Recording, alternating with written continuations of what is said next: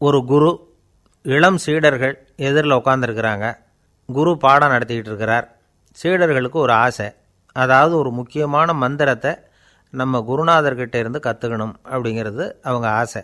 அது என்ன மந்திரம்னா, இறந்தவரை உயிர்ப்பிக்கக்கூடிய புனித மந்திரம், அதாவது செத்தவங்களுக்கு மீண்டும் உயிர் உண்டாக்குகிற மந்திரம். குருவே, தயவு பண்ணி அந்த மந்திரத்தை எங்களுக்கு உபதேசிக்கணும் அப்படின்னு கேட்டாங்க. அது ரொம்ப ஆபத்தானது, அது என்னத்துக்கு உங்களுக்கு வேண்டாமேன்னாராம் குரு. எங்களுடைய நம்பிக்கை உறுதிப்படுறதுக்காகத்தான் கேட்குறோம், வேற ஒன்றும் இல்லை அப்படின்னு நாங்களாம் சீடர்கள். பக்குவப்படாத அறிவுங்கிறது ரொம்ப ஆபத்தானது அப்படின்னாராம் குரு. இது சீடர்களுக்கு புரியல. அது எப்படிங்க பக்குவப்படாத அறிவு ஆபத்தானதுன்னு சொல்கிறீங்க, அப்படின்னா என்ன அப்படின்னு கேட்டிருக்காங்க சீடர்கள். குரு அதுக்கு விளக்கம் கொடுத்தாராம். அந்த மந்திரத்தை எப்போ பயன்படுத்தணுங்கிறது முக்கியம்.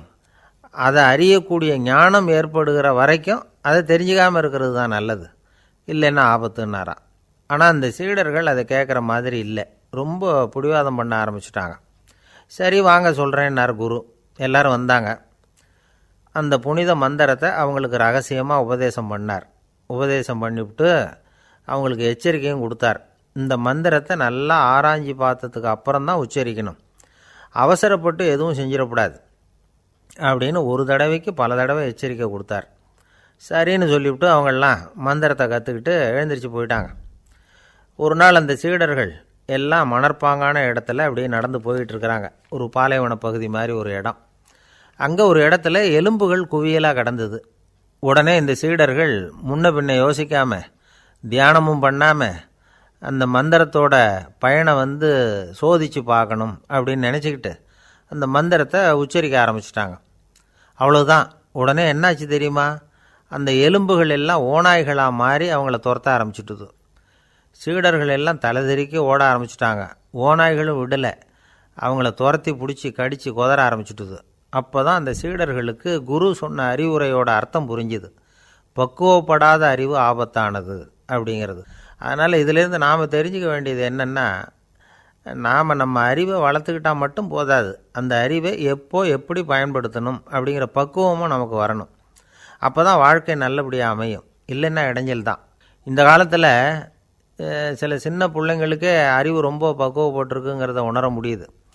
ஒரு சின்ன பையன் பள்ளிக்கூடத்தில் மார்க் லிஸ்ட்டு கொடுத்தாங்க, வாங்கிக்கிட்டு அவசரமாக வீட்டுக்கு ஓடினான்.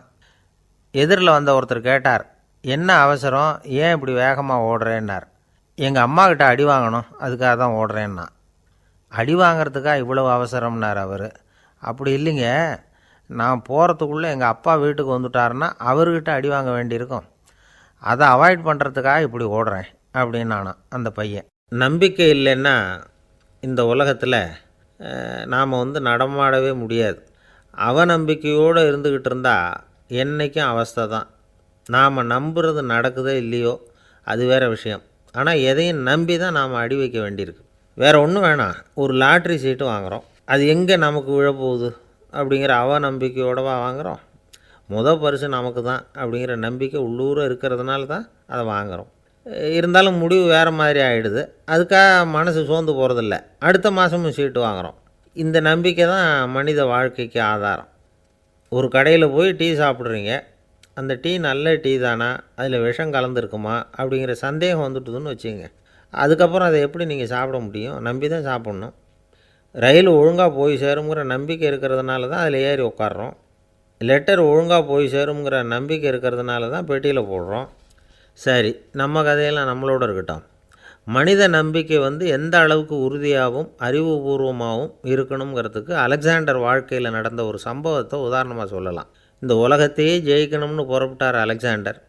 ஒரு கட்டத்தில் அவர் சிட்னஸ் நதி கரைக்கு சேர்ந்தார். அந்த சமயத்தில் அவருக்கு கடுமையான நோய் வந்துட்டுது.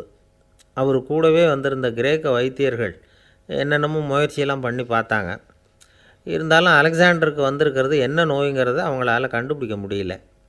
ஏன்னா அந்த பகுதியில் உள்ளவங்களுக்கு மட்டுமே அதிகமாக வரக்கூடிய ஒரு வினோதமான நோயாக இருந்தது அது. ஆனால் அவர் இருக்கிற இடம் எதிரியோட இடம், பாரசீக மன்னனோட ஆளுகைக்கு உட்பட்ட இடம். என்ன பண்ணுறது அப்படின்னு எல்லாரும் யோசனை பண்ணாங்க. பாரசீக மன்னனோட அரண்மனையில் இருக்கிற வைத்தியர் வந்தால் இந்த நோயை குணப்படுத்தி விடுவார் அப்படின்னு சொன்னாங்க. இருந்தாலும் எதிரியோட நாட்டில் இருக்கிற வைத்தியரை கூப்பிட்டு எப்படி நம்பி வைத்தியம் பார்க்க சொல்கிறது அப்படின்னு சொல்லி எல்லோரும் தயங்கினாங்க. ஆனால் அலெக்சாண்டர் தயங்கலை. பரவாயில்ல, அழைச்சிட்டு வாங்கன்னு விட்டார். உடனே அவரை போய் அழைச்சிட்டு வந்துட்டாங்க. அவர் வந்தார். அலெக்சாண்டர் உடம்பை பரிசோதனை பண்ணி பார்த்தார். சரி, இதை குணப்படுத்தி விடலாம், பயப்பட வேண்டியதில்லை. ஆனால் இதுக்கு ஒரு மூலிகை ரசம் தயார் பண்ணி கொடுக்கணும். நான் போய் அதை தயார் பண்ணிவிட்டு 2 நாளில் திரும்பி வந்துடுறேன் அப்படின்னு சொல்லிவிட்டு போனார் அந்த வைத்தியர். அதே மாதிரி 2 நாளில் திரும்பி வந்தார் மூலிகை ரசத்தோடு. இதுக்கு இடையில் அலெக்சாண்டரோட தளபதிகளில் ஒருத்தர் ரகசியமாக ஒரு எச்சரிக்கை கடிதம் கொடுத்து அனுப்பியிருக்கிறான். அதை வாங்கி என்ன விஷயம்னு பார்த்தார். இப்போ உங்ககிட்ட வந்திருக்கிற எதிரி நாட்டு வைத்தியரை நம்பாதீங்கோ, அவன் கொண்டுகிட்டு வந்திருக்கிற மூலிகை ரசத்தில் விஷம் கலந்துருக்குது அப்படின்னு அதில் எழுதியிருக்கு. அதை பார்த்தார் அலெக்சாண்டர். இருந்தாலும் கொஞ்சம் கூட அலட்டிக்கலை. வைத்தியர் கொடுத்த மருந்தை வாங்கி கடகடன்னு குடிச்சுட்டு அதுக்கப்புறம் அந்த கடிதத்தில் இருந்த விஷயத்தை அந்த வைத்தியர்கிட்ட சொன்னார். வைத்தியர் தகைச்சு போயிட்டார். தன் மேலே அலெக்சாண்டர் வச்சுருக்கிற நம்பிக்கையை பார்த்து அவருக்கு ரொம்ப வியப்பு. வைத்தியர் உண்மையிலேயே நல்ல மருந்து தான் கொண்டுகிட்டு கொடுத்துருக்கிறார், அதில் விஷம்லாம் எதுவும் கலக்கலை. அதுக்கப்புறம் அலெக்சாண்டர் அந்த வைத்தியரை பார்த்து சொன்னாராம், நம்பிக்கைங்கிற அச்சாணியை ஆதாரமாக வச்சுக்கிட்டு தான் இந்த உலகம் சுற்றிக்கிட்டு இருக்குது. எனக்கு எதிரியாக இருந்தாலும் பாரசீக மன்னர் ரொம்ப பெரியவர். அப்பேற்பட்ட மன்னருடைய அரண்மனை வைத்தியர் தொழில் நேர்மை இல்லாதவராக இருக்க மாட்டார். அப்படி இருந்தால் அவரை அரண்மனை வைத்தியராக வச்சிருக்கவே மாட்டாங்க அப்படின்னு நம்பினேன். என்னுடைய நம்பிக்கை வீண் போகலை அப்படின்னாராம். இதுதான் மானுட நம்பிக்கைங்கிறது. இந்த காலத்துலேயும் இது மாதிரி இந்த மானுட நம்பிக்கையை ரொம்பவும் சாமர்த்தியமாக கையாளுகிற கெட்டிக்காரங்க சில பேர் இருக்கிறாங்க. இந்த காலத்து குரு, அவருக்கு ஒரு சிஷ்யன். குரு முன்னாடி அந்த சிஷ்யன் ரொம்ப பணிவாக நின்று, குருவே, உங்கள் கையால் விஷத்தை கொடுத்தாலும் அதை வாங்கி மடமடன்னு குடிச்சிருவேன் அப்படின்னா. உன்னுடைய குரு பக்தியை மெச்சினேன் அப்படின்னார் குரு. அதுக்கு அந்த சிஷ்யன், அப்படி இல்லை குருவே, உங்கள்கிட்ட சிஷ்யனாக இருக்கிறத விட உங்கள் கையால் விஷத்தை வாங்கி குடிச்சு விட்றது ரொம்ப நல்லது, அதனால தான் அப்படி சொன்னேன் அப்படின்னா. ஒரு காடு, நல்ல மரம்லாம் செழிச்சு இருந்தது. அப்படிப்பட்ட காட்டில் ஒரு சாது இருந்தார். அவர் எப்படின்னா எப்பவும் ஒரு மரத்தடியில் உட்காந்துருப்பார். ஏன்னா அவருடைய இருப்பிடமே அதுதான். அவர் என்ன பண்ணுவார், 3 கல் வச்சுருந்தார். செங்கல் மாதிரி இருக்கும், ஆனால் அதை விட கொஞ்சம் பெருசாக இருக்கும். எதுக்கு அந்த 3 கல்லுன்னா அதுதான் அவருடைய படுக்கை. அதாவது தூங்குறப்ப ஒரு கல்லை தலைக்கு கீழே வச்சுக்குவார், இன்னொரு கல்லை இடுப்புக்கு கீழே வச்சுக்குவார், இன்னொரு கல்லை காலுக்கு கீழே வச்சுக்குவார். உடம்பை அப்படியே ஒரு தகட்டால் மூடிக்குவார், அப்படியே தூங்கி போடுவார்.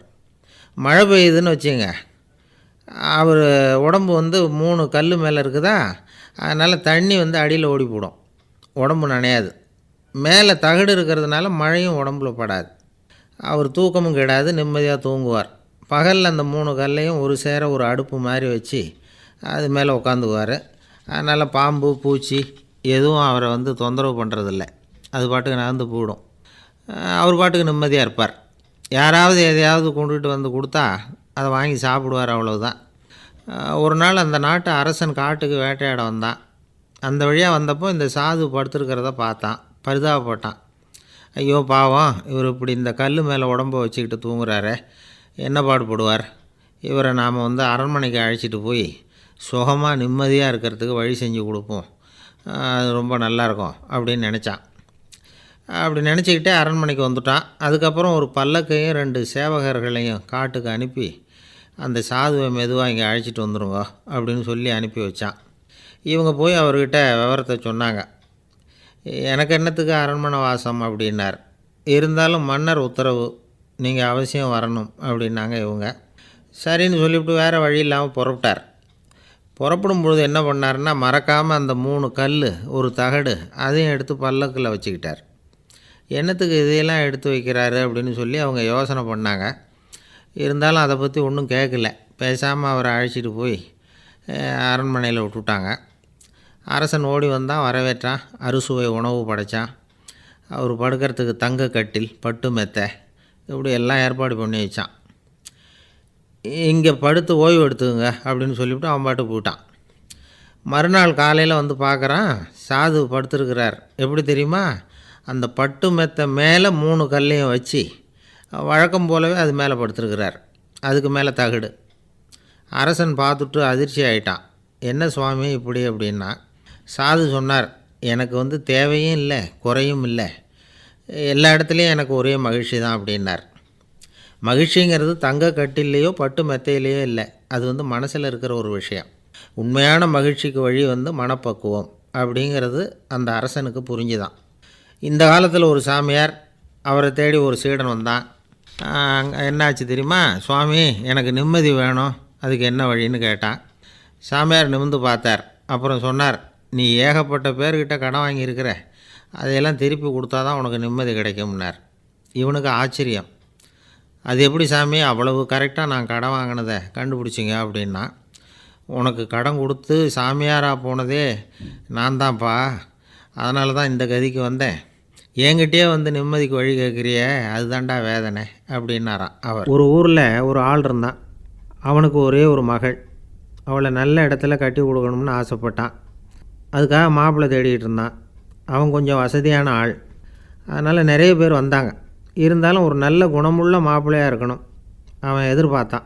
அப்படி இருக்கணும்னு தொடர்ந்து முயற்சி பண்ணான். கடைசியாக ஒரு 3 பேர் கிடைச்சாங்க. அந்த 3 பேரில் யாரை தேர்ந்தெடுக்கிறது, இதுதான் அவனுக்கு வந்த குழப்பம். இந்த நிலைமையில் ஒரு பெரியவரை தேடி போனான். அவர்கிட்ட தன்னுடைய பிரச்சனையை சொன்னான். அவர் கொஞ்சம் யோசனை பண்ணார். அதுக்கப்புறம் 3 பேரையும் கூப்பிட்டார். இதை பாருங்கப்பா, உங்கள் 3 பேருக்கும் 3 மாத கால அவகாசம் தர்றேன்.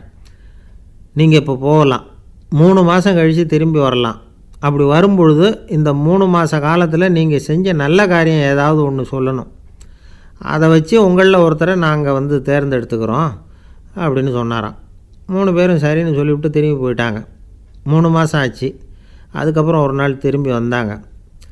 அவர் அவங்கள கூப்பிட்டு உட்கார வச்சார். அப்புறம் கேட்டார், இப்போ சொல்லுங்கள், இந்த 3 மாத காலத்தில் நீங்கள் செஞ்சுருக்கிற ஏதாவது ஒரு நல்ல காரியத்தை சொல்லுங்க அப்படின்னார். முதல்ல ஒருத்தன் எழுந்திரிச்சு நின்னான். ஐயா, எங்கள் அப்பா இறந்த பிறகு அவரோட கணக்கு வழக்குகளை எடுத்து பார்த்துக்கிட்டு இருந்தேன். அவர் ஒரு வியாபாரிகிட்ட 10,000 ரூபா கடன் வாங்கியிருக்கிறதாக எழுதியிருந்தார். அந்த வியாபாரியும் இப்போ உயிரோடு இல்லை. இருந்தாலும் அந்த வியாபாரியோட மகனை தேடி கண்டுபிடிச்சேன். கணக்கு புத்தகத்தை காட்டினேன். எங்கள் அப்பா உங்கள் அப்பா கிட்ட 10,000 ரூபா கடன் வாங்கியிருக்கிறதாக இதை எழுதியிருக்கிறார்.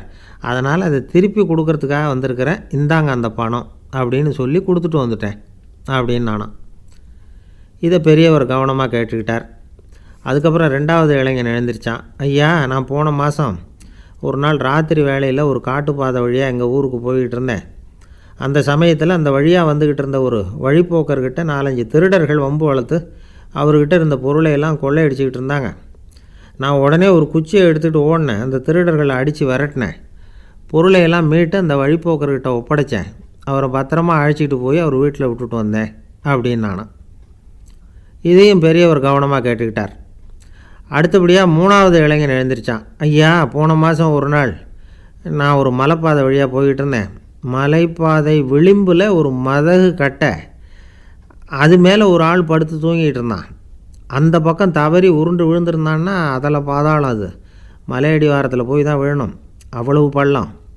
அது தெரியாமல் அவன் பாட்டுக்கு தூங்கிட்டு இருந்தான். நான் உடனே அவன்கிட்ட ஓடி போய் குனிஞ்சு அவன் முகத்தை பார்த்தேன். அப்போ தான் புரிஞ்சுது, அவன் ஏற்கனவே எனக்கு தெரியும். அவனை எனக்கு நிறைய கெடுதல் பண்ணியிருக்கிறான், இடைஞ்சல் கொடுத்தவன். இருந்தாலும் ஐயோ பாவம்னு நினச்சி அவனை எழுப்பி பாதுகாப்பாக வேறு ஒரு இடத்துல படுக்க வச்சுட்டு வந்தேன் அப்படின்னு நானும். பெரியவர் இதையும் கேட்டுக்கிட்டார். அதுக்கப்புறம் அவங்க 3 பேரையும் பார்த்து, நீங்கள் போகலாம், நாங்கள் யோசித்து முடிவு பண்ணி உங்களுக்கு சொல்லி அனுப்புகிறோம் அப்படின்னாராம். அந்த இளைஞர்கள் புறப்பட்டு போயிட்டாங்க. அதுக்கப்புறம் அந்த பெண்ணோட அப்பாவை பார்த்து சொன்னார், இந்த 3 பேருமே நல்ல பிள்ளைங்க தான், அதில் ஒன்றும் சந்தேகம் இல்லை. இருந்தாலும் இந்த 3 பேர் செஞ்ச செயல்களையும் ஒப்பிட்டு பார்க்க வேண்டியிருக்கு. முதல் இளைஞன் நேர்மைக்கு எடுத்துக்காட்டாக விளங்குறான். இந்த காலத்தில் இது மாதிரி இளைஞர்களை பார்க்குறது ரொம்ப கஷ்டம்தான். இருந்தாலும் அவன் கடமையை தான் செஞ்சான். 2வது இளைஞன் நல்ல வீரன், தைரியசாலி. ஒரு வீரன் எதை செய்யணுமோ அதைத்தான் இவன் செஞ்சான். இவன் ஒரு லட்சிய மனிதன். 3வது இளைஞன் தன்னுடைய பகைவனுக்கே உதவி செஞ்சுருக்கான். அவன் உயிரை காப்பாற்றியிருக்கிறான். பகைவனுக்கு அருள்வதுங்கிறது ஒரு சாதாரண மனுஷனால் செய்யக்கூடிய காரியம் இல்லை.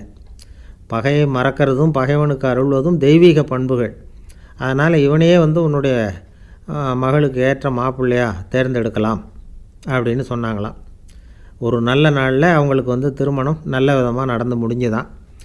இது சுவாமி சின்மயானந்தர் சொல்லியிருக்கிற ஒரு கதை. இதிலேருந்து நாம் புரிந்து கொள்ள வேண்டிய ஒரு கருத்து, நமக்கு கெடுதல் பண்ணவங்களுக்கும் நாம் நல்லது செய்யணும். ஆனால் நடைமுறையில் அப்படி நம்மளால் செய்ய முடியறதில்ல. அதுதான் சிக்கல். நம்மால் ஒருத்தங்கிட்ட கேட்டேன், ஏண்டா உன்னுடைய பகைவன் ஒருத்தன் அது மாதிரி ஒரு மலைப்பாதை மதகு கட்டையில் படுத்திருந்தா உடனே நீ என்ன நினைப்ப அப்படின்னு கேட்டோம். இது ஒரு அருமையான சந்தர்ப்பம்னு நினைப்பேன் அப்படின்னா. எதுக்குன்னு கேட்டோம். அவனை அந்த பக்கமாக உருட்டி கீழே தள்ளுறதுக்கு அப்படின்னா. ஒரே ஒரு ஊரில் ஒரு பாதிரியார் இருந்தார். ரொம்ப நாள் சந்தோஷமாக வாழ்ந்தார். ஒரு நாள் அவர் மடத்து சமையல் அறையில் பாத்திரங்களை கழுவி துலக்கி சுத்தப்படுத்திக்கிட்டு இருந்தார். அந்த சமயத்தில் ஒரு தேவதூதன் அவர் முன்னாடி வந்து நின்னான். இவர் நிமிர்ந்து பார்த்தார். ஆண்டவர் என்னை உங்ககிட்ட அனுப்பியிருக்கிறார், பரலோகத்தில் வாசம் செய்யறதுக்கு உங்களுக்கு நேரம் வந்துட்டுது அப்படின்னு அந்த ஆள். ஆண்டவருக்கு என்னோட ஞாபகம் வந்ததுக்கு நன்றி. ஆனாலும் இப்போ இங்கே நீயே பாரு, எவ்வளவு பாண்டங்கள் பாக்கி இருக்குது, இவ்வளவையும் நான் சுத்தப்படுத்த வேண்டியிருக்கு. நான் நன்றி கெட்டவனாக இருக்க விரும்பலை. இந்த பணியை முடிக்கிற வரைக்கும் என்னுடைய பரலோக வாழ்வை தள்ளி வைக்க முடியுமா? நீ என்ன நினைக்கிற அப்படின்னு கேட்டார். தேவதூதன் தனக்கே உரிய விவேகத்தோட அன்போட பாதிரியாரை பார்த்தான். சரி, என்ன செய்யலாம்ங்கிறத அப்புறம் சொல்கிறேன் அப்படின்னு சொல்லிவிட்டு புறப்பட்டு போயிட்டான். ஒரு நாள் அந்த பாதிரியார் தோட்டத்தில் உள்ள களைகளையெல்லாம் ஒரு களை கொத்தியால் கொத்தி களை எடுத்துக்கிட்டு இருக்கிறார். அந்த சமயத்தில் இந்த தேவதூதன் மறுபடியும் அவர் முன்னாடி நிற்கிறான். பாதிரியார் பார்த்தார். இதை பாரு, இந்த தோட்டம் பூராவும் எவ்வளவு களை மண்டி கிடக்கு, பரலோகம் கொஞ்ச காலம் எனக்காக பொறுத்திருக்கலாம்னு நீ நினைக்கிறியா அப்படின்னு கேட்டார். தேவதூதன் சிரிச்சுக்கிட்டே மறுபடியும் மறைஞ்சிட்டான். மறுபடியும் அவர் களை எடுக்கிறது, தானிய களஞ்சியத்துக்கு வர்ணம் பூசுறது, இப்படிப்பட்ட வேலைகளில் ஈடுபட்டிருக்கார். இன்னொரு நாள் ஒரு மருத்துவமனையில் நோயாளிகளை கவனிச்சிக்கிட்டு ரொம்ப தீவிரமாக இருக்கிறார் அந்த பாதிரியார். ஒரு நோயாளியோட தாகத்துக்கு தண்ணீர் கொடுத்துட்டு நிமிர்ந்து பார்க்குறப்போ தேவதூதன் மறுபடியும் அவர் முன்னாடி நிற்கிறான். இந்த தடவை பாதிரியார் தன்னலமற்றவராக பேரன்பை காட்டக்கூடிய வகையில் தன்னுடைய 2 கைகளையும் உயர்த்தியபடி தேவதூதனின் கவனத்தை பிணியால் வாடக்கூடிய நோயாளிகளின் பக்கம் திருப்பினாராம். தேவதூதன் ஒன்றும் சொல்லலை, மறைஞ்சிட்டான். அன்னைக்கு சாயந்தரம் பாதிரியார் மடத்தில் உள்ள தன்னுடைய அறைக்கு போய் இளைப்பாறினார். யோசித்து பார்த்தார். தேவதூதனையும் தேவதூதனின் விருப்பத்தையும் பல நாள் தள்ளி போட்டு வந்ததையும் அவர் ரொம்ப நினச்சி பார்த்தார். திடீர்னு தான் முதுமை அடைகிறதையும் சோர்வு அடைகிறதையும் உணர்ந்தார். ஆண்டவரை நினச்சார். ஆண்டவரே, உம்முடைய தூதனை மறுபடியும் என்கிட்ட அனுப்புனா நான் சந்திக்கிறதுக்கு ஆவலாக இருக்கேன் அப்படின்னு சொல்கிறப்பவே தேவதூதன் பக்கத்தில் நின்னான். பாதிரியார் நிமிர்ந்து பார்த்தார். நீ இப்போவே என்னை அழைச்சிக்கிட்டு போக விரும்பினா நான் பரலோகத்துக்கு வர்றதுக்கு தயாராக இருக்கேன்னார். தேவதூதன் அந்த பாதிரியாரை அன்போடவும் விவேகத்தோடவும் பார்த்து, நீங்கள் என் கூட பரலோகத்துக்கு வர்ற தயாராக இருக்கிறதா சொல்கிறீங்க, ஆனால் நீங்கள் இது வரைக்கும் வேறு எங்கே இருந்ததா நினைக்கிறீங்க அப்படின்னு நானும். அப்படின்னா இது வரைக்கும் இருந்த இடம் தான் பரலோகம் அப்படிங்கிறத உணர்த்தியிருக்கிறான். பரலோகம்னா என்னென்னு புரிஞ்சுக்கிறதுக்கு இந்த சம்பவம் நமக்கு உதவியாக இருக்குது. தொண்டு செய்கிறத விட பெரிய செயல் வேறு எதுவும் இருக்க முடியாது. அது நம்ம மனசுக்கு கொடுக்குற சுகத்தை வேறு எதுவும் கொடுக்க முடியாது. நாம் தொண்டு செய்கிற இடம் தான் அந்த புண்ணிய இடம். ஆனால் இந்த காலத்துல எல்லாம் நாம் தொண்டு செய்யணும்னு நினச்சி ஏதாவது ஆரம்பித்தா கூட அதை ஒரு மாதிரியாக சுற்றி நின்று வேடிக்கை பார்க்க ஆரம்பிச்சிடுறாங்க. ஒரு பெரியவர் அப்படி தான் ஒரு தொண்டு செஞ்சுக்கிட்டு இருந்தார். ஒரு கோவில் கட்டிக்கிட்டு இருந்தாங்க. அதில் ஒரு இடத்துல ஒரு பலகையை வச்சு ஆணி அடிக்கிற வேலையை செஞ்சுக்கிட்டு இருந்தார் அந்த பெரியவர். ஒரு சின்ன பையன் அதை ரொம்ப ஊக்கமாக அக்கறையாக கவனிச்சிக்கிட்டு இருந்தான். பெரியவர் இதை கவனித்தார். என்னப்பா பார்க்குற, உனக்கும் இது மாதிரி தொண்டு செய்யணும்னு ஆசையாக இருக்கா அப்படின்னு கேட்டார். அதுக்கு அந்த பையன் சொல்கிறான், அப்படி இல்லைங்க, நீங்கள் ஆணி அடிக்கிறப்போ கையில் சுத்தியால் அடிச்சுக்கிட்டா எப்படி துடிப்பீங்க, எப்படி கத்துவீங்கன்னு தெரிஞ்சுக்கிறதுக்காக அதை பார்க்கணும்னு ஆசை, அதுக்காக தான் காத்துக்கிட்டு இருக்கேன் அப்படின்னு நானும். இந்த உலகத்தில் எவ்வளவோ உயிரினங்கள் இருக்குது. ஒவ்வொன்றும் ஒவ்வொரு விதமாக சண்டை போடுது. இப்போ 2 மாடு சண்டை போட்டுக்குதுன்னு வச்சுக்கோங்க, என்ன பண்ணும்? 2 முட்டிக்கும். அதுக்கு சண்டை போடுறதுக்கு ஆயுதமாக உபயோகப்படுறது அதோட கொம்பு. 2 சேவல் சண்டை போட்டுக்குதுன்னு வச்சுக்கோங்க, அதுக்கு ஆயுதமாக உபயோகப்படுறது அதோட கால் நகம். காலால் தான் அது ஒன்றோட ஒன்று சண்டை போட்டுக்கும். ஆனால் 2 மனுஷன் சண்டை போட்டுக்கிறான்னு வச்சுக்கோங்க, இவன் இன்னதை தான் ஆயுதமாக உபயோகப்படுத்துவான்னு குறிப்பிட்டு சொல்ல முடியாது. கல்லை எடுப்பான், கத்தி எடுப்பான், துப்பாக்கி எடுப்பான், என்ன வேணாலும் பண்ணுவான். வாயால் திட்டுவான், கையால் அடிப்பான், காலால் உதைப்பான், சகலகலா வல்லவன். விலங்குகள்லாம் பொதுவாக வாயை சாப்பிட்றதுக்கு மட்டும்தான் உபயோகப்படுத்துது. ஆனால் இவனுக்கு சாப்பிட்றதுக்கும் அதுதான், சாப்பிட்டு விட்டு திட்டுறதுக்கும் அதுதான். ஆனால் ஒரு விஷயத்தில் மட்டும் கெட்டிக்கிறேன். அதாவது நாம் சண்டை போட்டுக்கிட்டாலும் பரவாயில்லை, கோழிகள் சண்டை போடாமல் இருக்கணும் அப்படின்னு ஆசைப்படுறான். எதுக்காக? கோழிகள் சண்டை போடாமல் இருந்தால் நிறைய முட்டைகள் போடுமா, அதுக்காக தான் இந்த அக்கறை. கோழி பண்ணை வச்சுருக்கிறவங்களுக்கு இது ஒரு பெரிய பிரச்சனை. அதாவது பண்ணையில் இருக்கிற கோழிகளுக்குள்ளே அடிக்கடி சண்டை வந்துடும். அதனால் முட்டை உற்பத்தி குறைஞ்சிரும். சரி, இதுக்கு என்ன பண்ணுறது? பண்ணையில் போய் உட்காந்துக்கிட்டு தினமும் பஞ்சாயத்து பேசிகிட்டு இருக்க முடியுமா? அமெரிக்காவில் கோழி பண்ணை வச்சுருக்கிற ஒருத்தர் இதை பற்றி யோசனை பண்ணி பார்த்தாராம். ஒரு வழியையும் கண்டுபிடிச்சிருக்கார். கோழிக்கெல்லாம் மூக்கு கண்ணாடி மாட்டி விட்டுட்டோம்னா அது சண்டை போடுற குணம் குறைஞ்சிரும், முட்டை அதிகமாகிடும். அந்த கண்ணாடியில் உள்ள லென்ஸு சிவப்பு நிறத்தில் இருக்கணும், அவ்வளவுதான் அப்படின்னு அவர் கண்டுபிடிச்சாராம். இது ஏற்கனவே நடைமுறையில் கண்டுபிடிக்கப்பட்ட ஒரு விஷயம். ஆனால் எல்லா கோழிக்கும் சிவப்பு மூக்கு கண்ணாடி எப்படி மாட்டி விடுறது? அப்படியே மாட்டி விட்டாலும் அது நழுவாமல் இருக்கணுமே. இப்போ நாமெல்லாம் நடு விரலால் மூக்கு கண்ணாடி நடுவில் தொட்டு அப்படி ஸ்டைலாக சரி பண்ணிக்கிறோம். அது மாதிரி கோழி எப்படி சரி பண்ணிக்கும்? இதுதான் பிரச்சனை. இதுக்கு அவர் என்ன வழி கண்டுபிடிச்சாருன்னா, கோழிக்கெல்லாம் மூக்கு கண்ணாடிக்கு பதிலாக விழியொட்டு வில்லைகள், கான்டாக்ட் லென்ஸ், அதை பொருத்தி விட்டா என்ன அப்படின்னு யோசனை பண்ணார். அதே மாதிரி பண்ணார். அதே மாதிரி செஞ்சு பார்த்தார், வெற்றி. அதுக்கப்புறம் கோழியெல்லாம் சண்டை போட்டுக்கலையாம், சமாதான பிரியர்கள் ஆகிட்டு தான். கோழிகளுக்கு இயல்பாகவே சண்டை போடுற குணம் உண்டு. ஆனால் அதோட கண்ணுக்கு பார்க்குற பொருள்லாம் ரோஜா நிறத்துலையோ அல்லது இன்னும் சொல்லப்போனால் அழுத்தமான சிவப்பு நிறத்துலையோ தெரிஞ்சதுன்னா சண்டை போடுற குணம் குறைஞ்சிருதான். அந்த சமயத்தில் அது அதிகமாகவும் முட்டையிட ஆரம்பிச்சுடுதான். அதே நேரத்தில் இறை எடுக்கிறத கூட குறைச்சிக்குதான். இது ஏன் இப்படி பண்ணுதுங்கிறது விஞ்ஞானிகளுக்கு இன்னமும் புரியலையா. எப்படியோ அமெரிக்க கோழிகள்லாம் கான்டாக்ட் லென்ஸ் பொருத்திக்க ஆரம்பித்தாச்சு. கோழி கழுத்தை பிடிச்சிக்கிட்டு ஒரு சில வினாடிகளில் அதை பொருத்தி விட்றாங்களாம். கோழியோட ஆயுள் பூரா அது அப்படியே இருக்குமா. பண்ணையில் முட்டை உற்பத்தி குறைஞ்சா இது மாதிரி விஞ்ஞானபூர்வமாக பரிகாரம் தேடுறது தான் நல்லது. நமக்கு வேண்டியப்பட்ட ஒருத்தர், அவர் ஒரு கோழி பண்ணை வச்சுருந்தார். அந்த பண்ணையில் பாதி கோழி திடீர்னு செத்து போச்சு. உடனே ஒரு கால்நடை மருத்துவர்கிட்ட போக வேண்டியது தானே. அங்கே போகல. உள்ளூரில் மந்திரம் பண்ணிகிட்டு இருந்த ஒரு சாமியார்கிட்ட போனார். அவர் காலில் விழுந்தார். சாமி, என் பண்ணையில் பாதி கோழி செத்து போட்டுதுன்னார். சாமியார் யோசனை பண்ணார். சரி, பண்ணையில் வாசப்படி கிழக்கு பக்கமாக வச்சுருக்கியா மேற்கு பக்கமாக வச்சுருக்கியான்னு கேட்டார்.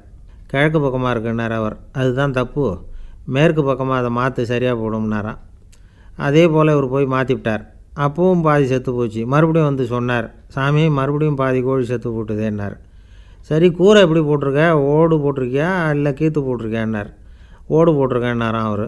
அதுதான் தப்பு, கீத்து போட்டுரு, சரியாக போடும்னாராம். சரின்னு போய் அதையும் மாற்றி பார்த்தார். மறுபடியும் போயிட்டுது, கோழி செத்து போச்சு. வந்தார், மறுபடியும் பாதி செத்து போச்சு சாமின்னு வந்தார். இவரும் யோசனையை மாற்றி மாற்றி சொல்லிகிட்டே இருக்கிறார். இப்படி அவரும் மாற்றி மாற்றி பார்த்தார். 6வது தடவையாக அவரை தேடிட்டு வந்தார். அந்த சமயத்தில் இவர் ரொம்ப தீவிரமாக யோசனை பண்ணி பார்த்துட்டு, அது சரிப்பா, நீயும் என்கிட்ட சளைக்காமல் வந்துக்கிட்டு இருக்கிற, நானும் யோசனை சொல்லிகிட்டு இருக்கேன். இப்போவும் உங்ககிட்ட சொல்கிறதுக்கு என்கிட்ட யோசனை நிறையா இருக்குது. ஆனால் சோதிக்கிறதுக்கு உங்ககிட்ட கோழி இல்லையே, என்ன பண்ணுறது அப்படின்னாராம் இவர். அன்பாக இருக்கணும்னு அநேக பெரியவங்க சொல்லியிருக்கிறாங்க. நாமளும் அதை கேட்டுவிட்டு அன்பு காட்டுறதுக்கு தயாராக தான் இருக்கிறோம். அதை வாங்கிறதுக்கு தான் ஆளை காணும். இருந்தாலும் அன்பில் எத்தனையோ வகை உண்டு. அதை சரியாக புரிஞ்சுக்கிட்டு அதுக்கப்புறம் அன்பு காட்ட ஆரம்பிக்கணும். வகையை புரிஞ்சிக்காமல் அன்பு காட்டினா வம்புல மாட்டிக்க வேண்டியது தான். அன்புன்னா சாதாரணமாக நினச்சி விடாதீங்க. அதில் எவ்வளோ விதம் தெரியுமா? இரக்கம், கருணை, காருண்யம், பந்துத்துவம், பட்சம், பாசம், நேசம், விசுவாசம், அபிமானம், காதல், பக்தி, இப்படி பல விதமாக அதை பற்றி சொல்லி வச்சுருக்கிறாங்க பெரியவங்க.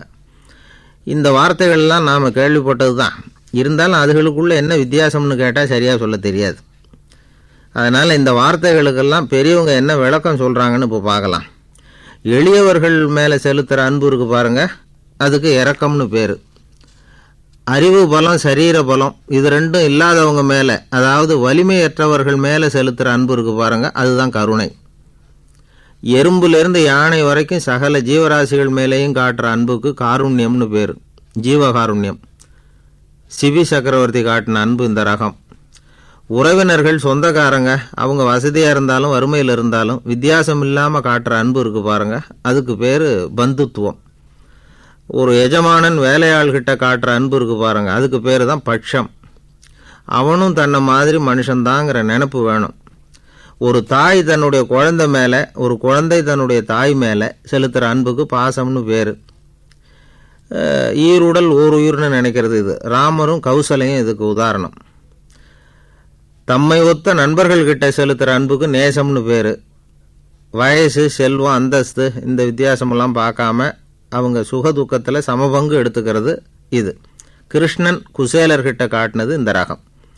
வேலை செய்கிறவன் முதலாளிகிட்ட காட்டுற அன்புக்கு விசுவாசம்னு பேர். தேசத்து மேலேயும் தாய்மொழி பேர்லையும் செலுத்துகிற அன்புக்கு அபிமானம்னு பேர். தேசாபிமானம்னு சொல்கிறோமே இதுதான். ஒரு கணவன் மனைவி பேரில் காட்டுற அன்புக்கு காதல்னு பேர். கடவுள் பேரில் செலுத்துகிற அன்புக்கு பக்தின்னு பேர். இப்படி அன்புல பல ரகம் இருக்கிறப்போ அதில் உள்ள வித்தியாசம் தெரியாமல் இடம் மாற்றி அன்பு காட்டினா இடைஞ்சல் தான். சரி, இந்த அன்பை பற்றி விஞ்ஞானம் என்ன சொல்லுது தெரியுமா? இதயத்தை பாதுகாக்கிறதுக்கு முக்கியமாக தேவைப்படுற ஒன்று இந்த அன்பு தான்னு சொல்லுது. நெதர்லாந்து விஞ்ஞானிகள் இதை ஆராய்ச்சி பண்ணியே கண்டுபிடிச்சிருக்கிறாங்க. கொஞ்சம் முயல் குட்டிகளை 2 பிரிவாக பிரித்தாங்க. 2 குரூப்புக்கும் கொழுப்பு அதிகமாக உள்ள ஆகாரத்தையே கொடுத்துக்கிட்டு வந்தாங்க. ஆனால் ஒரு குரூப்புக்கு வெறுமன ஆகாரத்தை கொடுத்ததோடு சரி, இன்னொரு குரூப்பு முயல்களுக்கு ஆகாரம் கொடுத்ததோடு நிறுத்திக்கல. அதுக்கு முன்னாடி கூண்டுகளை திறந்து விட்டு முயல்களை கொஞ்ச நேரம் எடுத்து கொஞ்சி விட்டு அதுக்கப்புறமா ஆகாரம் கொடுத்தாராம் ஆராய்ச்சியாளர். இந்த குரூப்புக்கு இதய பாதிப்பு 60% குறைச்சலாக இருந்துதான். சில நோயாளிகளுக்கு ஹார்ட் அட்டாக் வந்தாலும் அதை தாங்கிக்கிட்டு குணமாகிற சக்தி அதிகமாக இருக்குது. இது எப்படின்னு ஆராய்ச்சி பண்ணி பார்த்துருக்குறாங்க. அவங்கெல்லாம் மனைவி தன் பேரில் ரொம்ப அன்பாக இருக்கிறதாக நினைக்கிறவங்களாம் இருக்கிறாங்களாம். இதய நோயாளிகள் பல பேரை சந்தித்து இதய நோய் ஏற்பட என்ன காரணம்னு கேட்டிருக்கிறாங்க. அவங்க சொன்ன காரணம்லாம் சாப்பாடு சம்மந்தமாக இல்லையா, மனைவி அன்பா இல்லை, இப்படிப்பட்ட காரணத்தை தான் சொல்கிறாங்களாம்.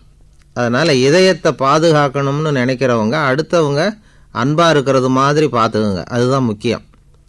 ஒருத்தர் முகம் பூரா பிளாஸ்டரி போட்டுக்கிட்டு வந்தார்.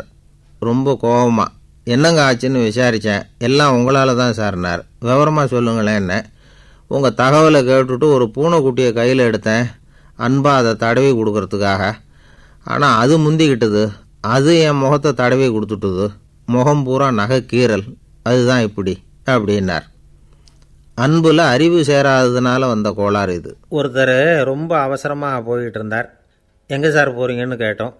எனக்கு வேண்டியப்பட்ட ஒருத்தருக்கு குழந்தை பிறந்திருக்கிறதாக செய்தி வந்திருக்கு, அதுதான் ஆஸ்பத்திரிக்கு போயிட்டுருக்கேன், பார்த்துட்டு வரலாம்னு அப்படின்னார். அப்படின்னா கொஞ்சம் இப்படி உட்காருங்க அப்படின்னோம். சில விவரமெல்லாம் சொல்கிறேன் கேட்டுக்கிட்டு போங்க அப்படின்னோம். உட்காந்தார். அப்புறம் சொல்ல ஆரம்பித்தோம். புதுசாக பிறந்திருக்கிற ஒரு குழந்தைய பார்க்க போகிறதுன்னா அது சாதாரண விஷயம் இல்லை. அதில் ரொம்பவும் கவனமாக நடந்துக்கணும். புது குழந்தைக்கு நோய் சுலபமாக தொற்றும். முக்கியமாக காற்று மூலமாக பரவுகிற நோய்கள் சுலபமாக வந்துடும். அதனால் நமக்கு உடம்பு சரியில்லைன்னா குழந்தைய விட்டு கொஞ்சம் தள்ளியே இருக்கிறது தான் நல்லது. பெரியவங்களை பொறுத்த வரைக்கும் சாதாரணமாக உள்ள ஒரு கிருமி கூட குழந்தையை பொறுத்த வரைக்கும் ரொம்ப மோசமான ஒரு கிருமியாக இருக்கும். சில வெளிநாடுகளில் எப்படி தெரியுமா, பிறந்த குழந்தை தூங்கிக்கிட்டு இருக்கிற ஒரு ரூமுக்கு போகணும்னா போகிறவங்க முகமூடி போட்டுக்கணும், காலணிகளை மாற்றிக்கணும், அவ்வளவு சுத்தமாக உள்ளே போய் பார்த்துட்டு வரணும். பொதுவாக சில ஆஸ்பத்திரிகளில் பார்த்திங்கன்னா பார்வையாளர்கள் நேரத்தில் விசிட்டிங் ஹவர்ஸ் தாயை விட்டு குழந்தைய தனியாக பிரித்து வச்சுருவாங்க. எதுக்குன்னு நினைக்கிறீங்க? அந்த நேரம் பல பேர் வருவாங்க போவாங்க. அவங்க கை கால் சுத்தமாக இருக்காது. சுத்தம் இல்லாத கைகள் மூலமாக கிருமிகள் பரவும். சுத்தம் இல்லாத கைன்னா மண் தூசி படிஞ்சிருக்கிற கை மட்டும் தான் அர்த்தம் இல்லை. சாலையில் கையை வீசிக்கிட்டு நடந்து வர்றீங்க, குழந்தைய பொறுத்த வரைக்கும் அது கூட சுத்தம் இல்லாத கை தான். தாயை தவிர மற்றவங்க குழந்தைய தூக்காமல் பார்த்துக்கிறது நல்லது.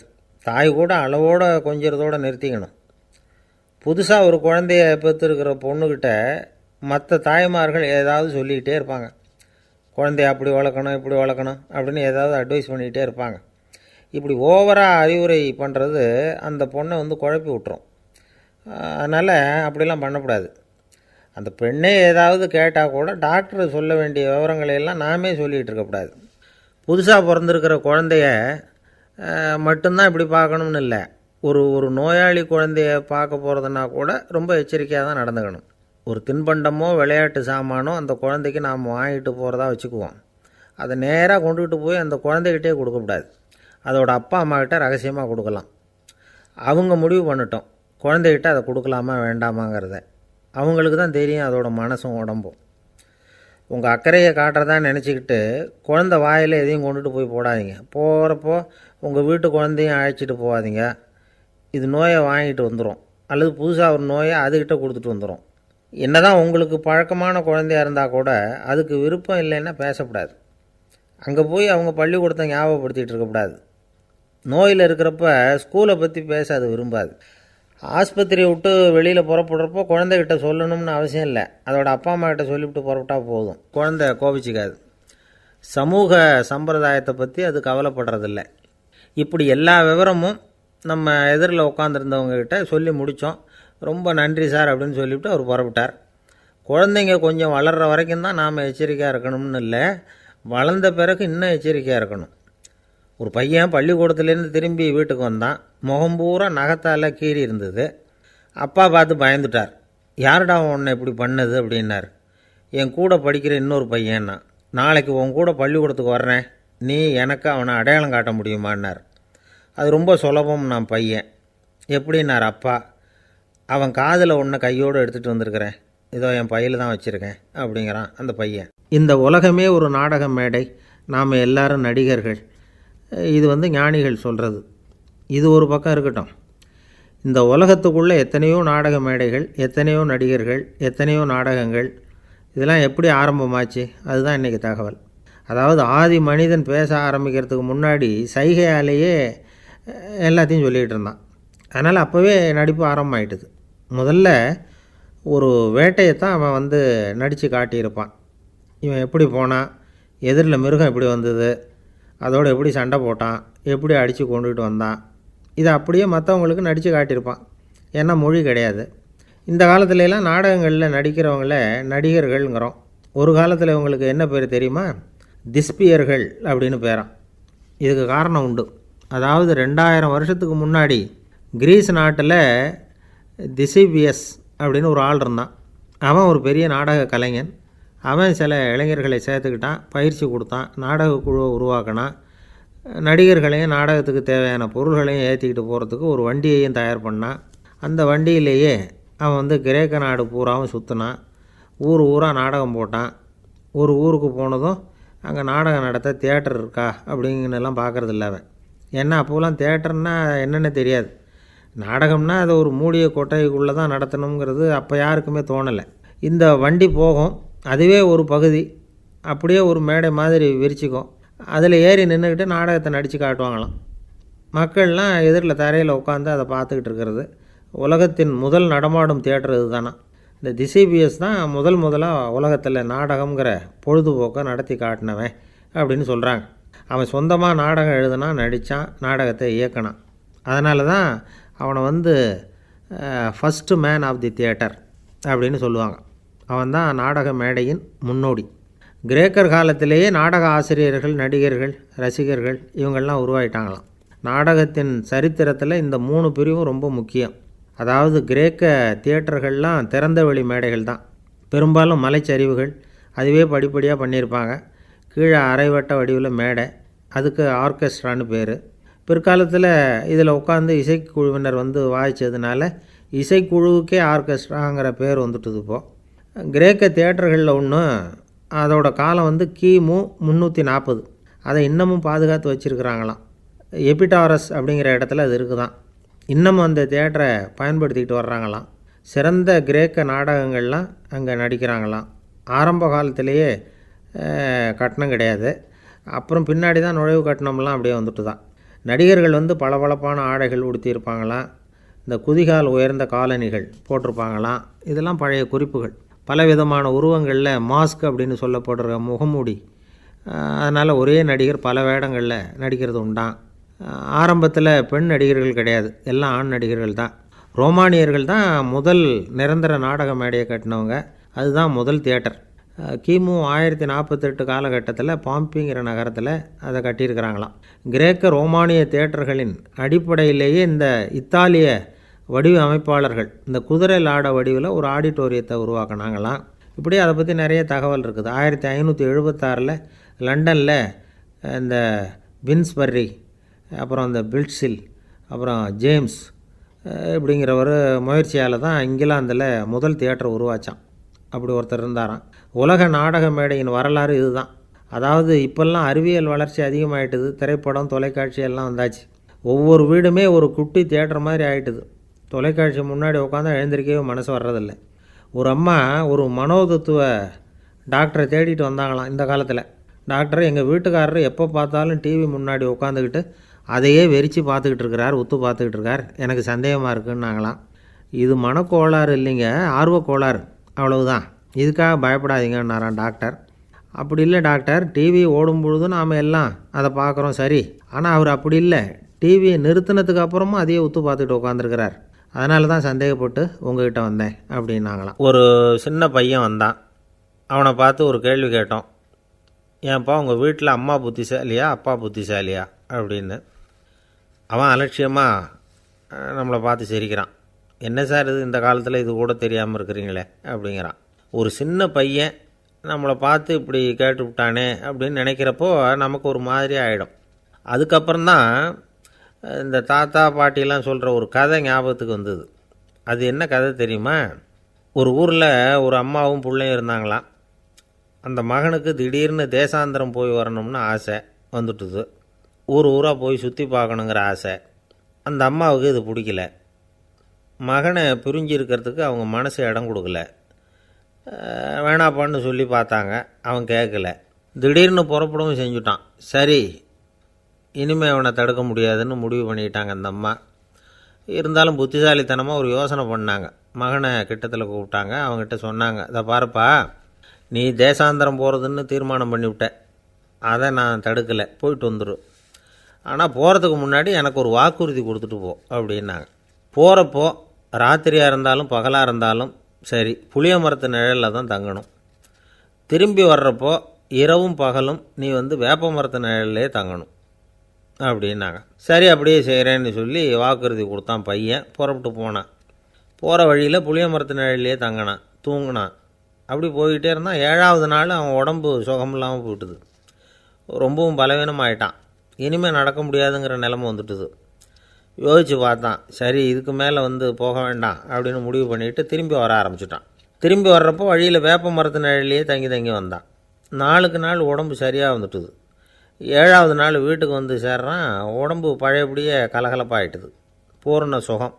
தேசாந்திரம் போன பையன் திரும்பி வந்துட்டானே அப்படின்னு அந்த அம்மா ஆச்சரியப்படலை. ஏன்னா அவங்களுக்கு தெரியும் இப்படி ஆகும்னு. பையன் சீக்கிரமாக திரும்பி வரணுங்கிறதுக்காக தான் அவங்க அந்த யோசனையை சொன்னாங்க.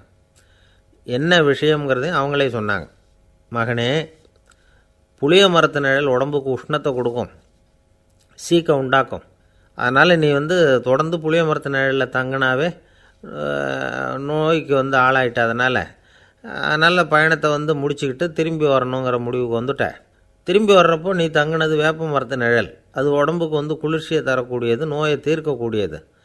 அதனால் சுகமாக வீட்டுக்கு சேர்ந்துட்ட. உன்னோட தேசாந்திர பயணத்தை தடுக்கிறதுக்காக தான் இப்படி பண்ணினேன் அப்படின்னாங்களாம் அந்த அம்மா.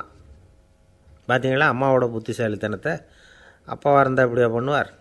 ஒரு அப்பா பையன்கிட்ட 10 ரூபா கொடுத்து இதை எடுத்துக்கிட்டு அடுத்த ஊருக்கு போய் அங்கே இருக்கிற மாமா கிட்ட இதை கொடுத்துட்டு வாடா, வழியில் எங்கேயாவது மரத்தடியில் படுத்து தூங்கி விடாதே அப்படின்னு எச்சரிக்கை பண்ணி அனுப்புனாராம். பையனுக்கு எச்சரிக்கையாக வாழறது எப்படிங்கிறத கற்றுக் கொடுக்கறதுக்காக இப்படி பண்ணார். அவன் பணத்தை வாங்கிக்கிட்டு போனான். அப்பா சொன்னதை மறந்துட்டு ஒரு மரத்தடியில் படுத்து தூங்கிட்டான். அவனுக்கு தெரியாமல் அவன் பின்னாடியே போன அப்பா அவன் கையில் இருந்த அந்த 10 ரூபாயை நைஸாக எடுத்துகிட்டு வந்துட்டார். அவன் பையில் தானே வச்சுருந்தான், அது தெரியாமல் எடுத்துகிட்டு வந்துட்டார். அவன் தூங்கிக்கிட்டு இருக்கான். எடுத்துகிட்டு ஒரு மறுபடியும் வீட்டுக்கு வந்துட்டார். பையன் முழிச்சுக்கிட்டு பையை தடவி பார்க்குறான், பணத்தை காணும். அழுதுகிட்டே திரும்பி வந்தான். அப்பா கிட்ட விஷயத்த சொன்னான். அப்பா சிரிச்சுக்கிட்டே சொன்னார், அதுக்கு தான்ப்பா ஆரம்பத்திலேயே எச்சரிக்கை பண்ணினேன், இனிமேலாவது நீ ஜாக்கிரதையாக இருக்கணும் அப்படிங்கிறதுக்காக தான் இப்படி பண்ணினேன். அந்த பணம் எங்கேயும் போயிடலை, நான் தான் அதை உனக்கு தெரியாமல் எடுத்து வச்சிருக்கிறேன். இதோ பாரு அப்படின்னு சொல்லிக்கிட்டு சைடு பாக்கெட்டில் கையை விட்டா அது ஓட்டையாக இருக்குது. அதை எவனோ ஏற்கனவே கத்திரிச்சு எடுத்துகிட்டு போட்டான். இப்போ அப்பா முகத்தில் அசடு வழிஞ்சுதான். ஒரு தெருவில் சில சிறுவர்கள் விளையாடிக்கிட்டு இருந்தாங்க. ஏதோ ஒரு உயரமான கல்லை நடுத்தெருவில் வச்சு அதை சுற்றி சுற்றி ஓடி வந்துக்கிட்டு இருக்கிறாங்க. அது என்ன விளையாட்டோ அவங்களுக்கு தான் தெரியும். கொஞ்ச நேரம் அப்படி விளையாடிக்கிட்டு இருந்தவங்க விளையாடி முடித்ததும் அந்த கல்லை நடுத்தெருவில் அப்படியே விட்டுட்டு அவங்கவுங்க வீட்டுக்கு ஓடி போட்டாங்க. அதுக்கப்புறம் அந்த வழியாக 2 பெண்கள் பேசிக்கிட்டே வந்தாங்க. பேச்சு சுவாரஸ்யத்தில் நடுத்தெருவில் இருந்த அந்த கல்லை கவனிக்கலை. காலில் இடிச்சுட்டுது, லேசாக ரத்தம் வந்துட்டுது, வலி தாங்கலை. காலில் இடிச்சுக்கிட்ட பொண்ணு திட்ட ஆரம்பிச்சுட்டுது. வர வர ஊர் உலகம் ரொம்ப கெட்டு போச்சு, யாருக்கும் பொறுப்பே கிடையாது பாரு, இப்படி நடுத்தருவில் பொறுப்பு இல்லாமல் இப்படி கல்லை போட்டு வச்சுருக்குறாங்களே, இது நியாயமா அப்படின்னு சொல்லி இந்த சமூகத்தை கடுமையாக விமர்சனம் பண்ணிக்கிட்டு அவங்க போயிட்டாங்க. கொஞ்ச நேரம் கழித்து ஒரு வாலிபன் அந்த வழியாக வந்தான். அந்த கல்லை பார்த்தான், நின்னான், ஒரு நிமிஷம் யோசனை பண்ணான், என்ன பண்ணலாம்னு பார்த்தான். தன்னுடைய வீரத்தையும் பலத்தையும் காட்டணும்னு நினச்சான். பின்னாடி போனான். அப்புறம் வேகமாக ஓடி வந்து ஒரு சின்ன ஹை ஜம்ப் அப்படியே துள்ளி குதித்தான். துள்ளி குதித்து தாண்டி அந்த பக்கமாக போய் விழுந்தான். அப்படியே விசில் அடிச்சுக்கிட்டு அவன் பாட்டுக்கு நடந்து போகிறான். அடுத்தபடியாக ஒரு காதல் ஜோடி அந்த வழியாக வந்தது. நடுத்தெருவில் கண்ணில் பட்டது. அவங்க 2 பேரும் ரொம்ப நெருக்கமாக சேர்ந்து வந்துக்கிட்டு இருக்கிறாங்க. நடுவில் கல் இருக்கிறதுனால கொஞ்ச நேரம் 2 பேரும் விலகி மறுபடியும் இந்த பக்கம் வந்து சேர்ந்து போகணும். கொஞ்ச நேரம் நாம் பிரிய வேண்டி இருக்குதே அப்படின்னு வருத்தத்தோடு முணுமுணுத்துக்கிட்டே இந்த பக்கம் வந்தாங்க. அதுக்கப்புறம் வழக்கம் போல் சேர்ந்து அவங்க பாட்டுக்கு எதிர்காலத்தை பற்றி கற்பனை பண்ணிக்கிட்டே போயிட்டாங்க. கடைசியாக அந்த வழியாக பார்வை இல்லாத ஒருத்தர் வந்துக்கிட்டு இருக்கார். அவர் கையில் வழக்கமாக வச்சிருக்கிற அந்த ஊன்றுகோல், கையில் இருக்கிற அந்த ஊன்றுகோலால் தனக்கு முன்னாடி அப்படியும் அப்படியே தட்டிக்கிட்டு பார்த்துக்கிட்டே அவர் மெதுவாக நடந்து வந்துக்கிட்டு இருக்கிறார்.